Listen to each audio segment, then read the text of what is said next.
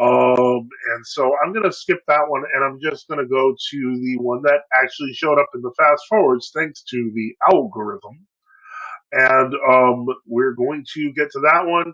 And with that, I think I'm going to call. I may unless somebody's willing to call me out. They want to challenge me on something. I am most likely going to end after this quick review so that I have enough stuff to work on for the rest of the week. Let me head over there, and we're going to go back to our friend Bojan here.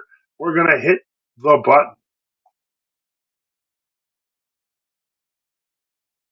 We're also going to put him at 1.25 because otherwise he'll sound like a chipmunk. What is your view on Elder Hieronymus of Agen and other holy people who were not part of the official church over issues such as the Calendarist? Okay, maybe I need to put him at normal speed. I don't think I understood what he just said.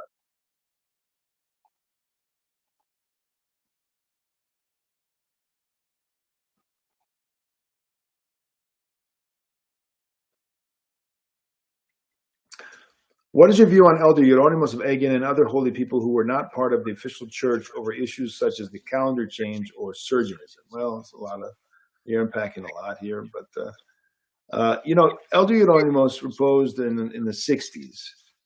I remember 68. I can't remember the exact date, but 68, I think. And the reality in Greece in 68 was right on the cusp of a big change in the world of old calendarists and the old calendarists in Greece. So in the 70s, you have an explosion of schisms. End of the 60s and 70s is where it really takes off. And so, to be fair, part of that is because of the fact that with kind of the ability to begin to normalize their lives after decades of persecution by the new calendarists in the state. I'm not sure what Elder Hieronymus would have said about all that. I think that he did not have the extreme positions of the Matthewites, for instance. He didn't embrace.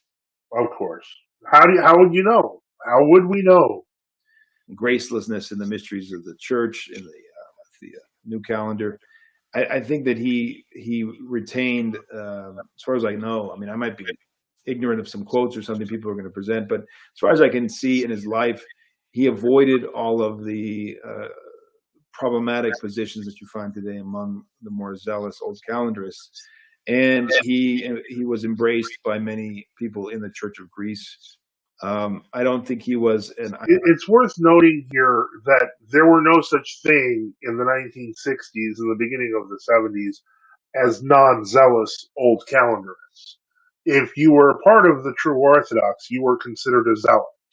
So there's not this imaginary non-zealous old calendarist doesn't exist. Ideologically driven old calendarists. So at that time, you can still find quotations from somebody like St. Philotios Zervakos, where he says the old calendar Christians are Christians, they're Orthodox Christians, and he's basically pleading with the Church of Greece to rectify the problem and to embrace the state Church of Greece them and end the schism. And so I don't know if he would have said the same thing 10 or 20 or 30 years later. I do think there was a pretty big sea change. I mean, there was a time in the late 50s, early 60s that they didn't have any more bishops at all. At least many of the old calendars had lost all their bishops, and they had to go to the church.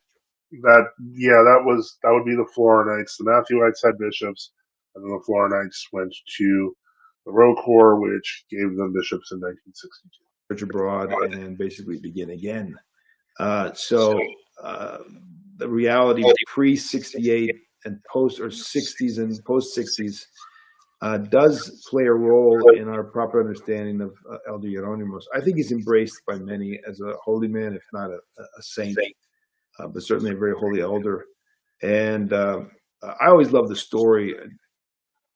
Okay, just going to pause here. Chris Zabrowski writes, Elder Hieronymus was asked what he thought about all the schisms despite being an old calendar. I'm not with schisms, I'm with all Orthodox old calendar churches. Well, I assume you mean TO churches. Yeah, okay. So that's fair. I have not studied Elder Hieronymus in great depth.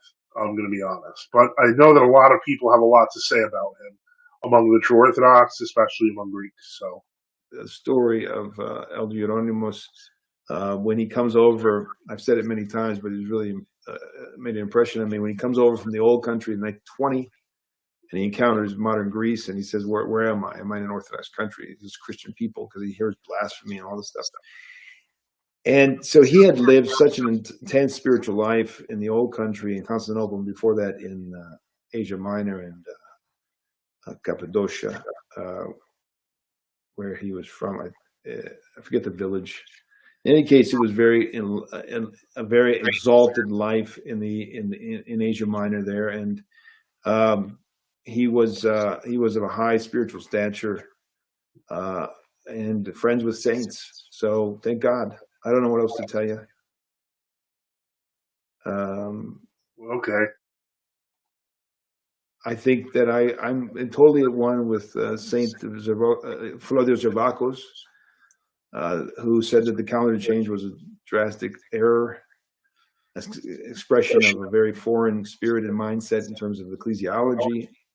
It needs to be repented of, and there needs to be a return to unity. And this is a ridiculous and awful schism that should never have happened.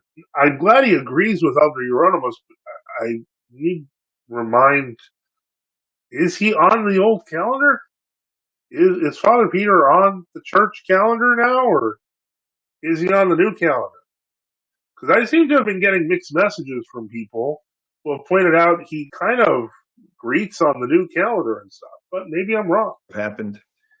But I don't, at the same time, embrace the methodology that was embraced by the old calendarists. I don't think it's patristic.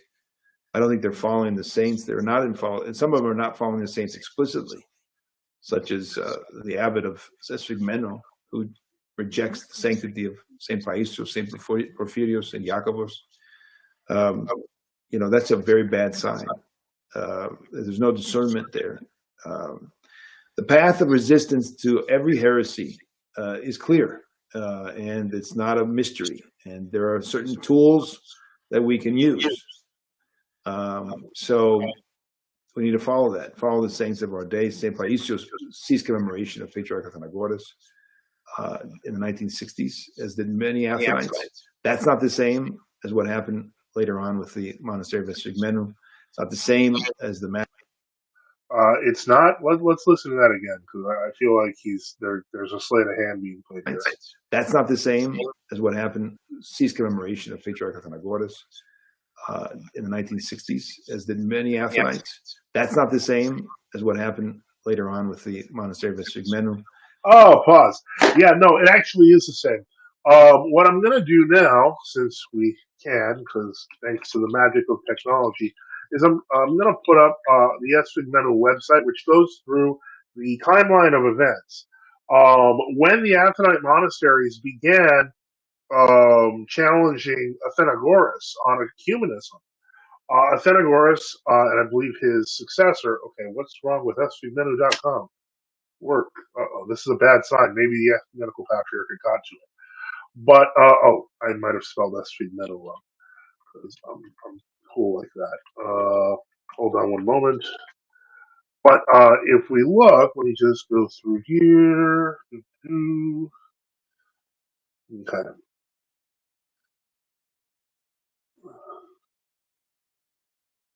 So we're going to share this tab again. So this is a historical background and overview of the current situation in Vestigmenu. Now, there's two timelines on this website. This is the general one, but it talks about what happened. That basically there was a community change that 1924. Basically, all of Mount Athos, with the exception of Vatopedi, actually collectively ceased commemorating the ecumenical patriarch. Keep this in mind. They had already ceased commemorating the ecumenical patriarch in 1927. As a result of pressure, the patriarchate negotiated a compromise that was accepted by not all of the Mount Athos monasteries and by not all of the monks.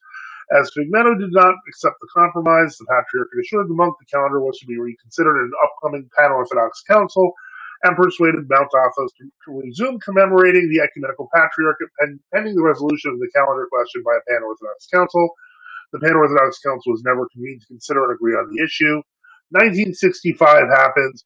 This caused upheaval across Mount Athos as one monastery after another ceased commemorating the patriarch. Ultimately, most monasteries, skeets, and dependencies of Mount Athos ceased commemorating the ecumenical patriarch. This is 65. 1971. A special session of the governing body of Mount Athos was convened.